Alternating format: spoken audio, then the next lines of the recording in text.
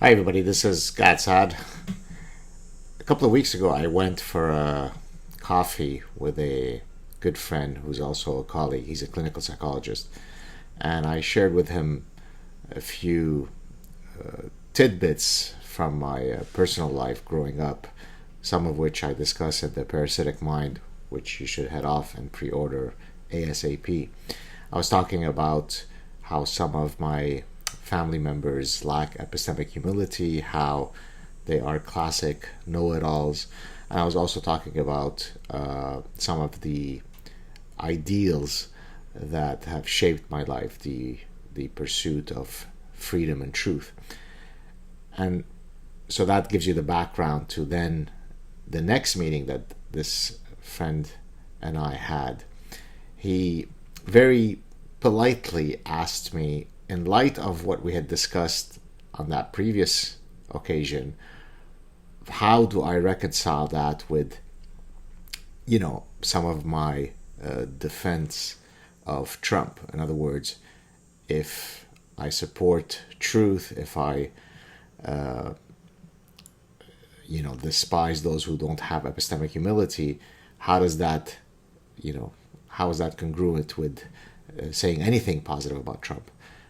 Which I understand his concern, so I offered a rebuttal. I won't share the full rebuttal here, but I wanted to highlight a few points. First, his approach in asking the question was exactly how two people who respect one another should engage one another. He had some concerns, or he had some questions that he wanted me to clarify, and so we had a great conversation.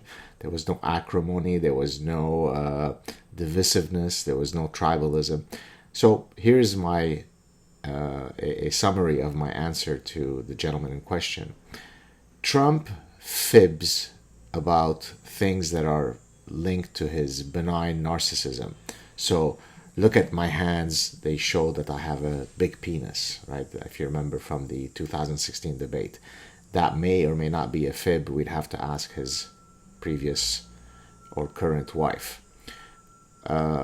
He might fib about the size of the audience at a rally, right? So in other words, politicians in general and Trump in particular is not necessarily always a friend of facts. That's anyone would concede that. That's very different than when you have a group of folks who are committed to dismantle the epistemology of how you get at truth, right? So, for example, the scientific method is the only game in town when it comes to understanding the world. There is no alternate ways of knowing. But postmodernism and associated movements in academia argue that the scientific method is white supremacy.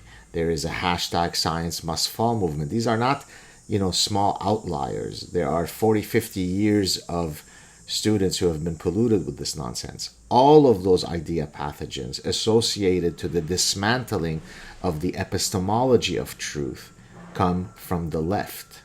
So therefore, as someone who is a truth seeker and as someone who despises a lack of epistemic humility, it seems as though I'm supporting Trump, but usually I'm not. I'm juxtaposing Trump to the alternatives. So does Trump lie? Yes. Does he fib? Yes. But he doesn't deny that there is a process by which we seek truth, known as the scientific method. He is not a supporter of postmodernism. He doesn't condone teaching children that boys too can menstruate. He doesn't say that people with 9-inch penises could be women. So in other words, there are ways by which you can attack the fundamental mechanisms that define what it means to be a truth seeker. And those who do that come from the left. And therefore, the reason why you see me attacking the left more than I do the right is not because I'm a Republican evolution denying senator from Arkansas. It's because life is about trade-offs. Life is about contrasts. Life is about choosing between the lesser of two evils, if I can use that term. So does that mean that I think that Trump is Mother Teresa when it comes to how veridical he is in every position he takes? No, but I certainly prefer a guy who lies about the size of his audience and the size of his penis than to someone who denies that there is such a thing as truth with a capital T, that there is such a thing as biological sex, that there is such a thing as a epistemology to pursue truth called the scientific method. Take care, everybody.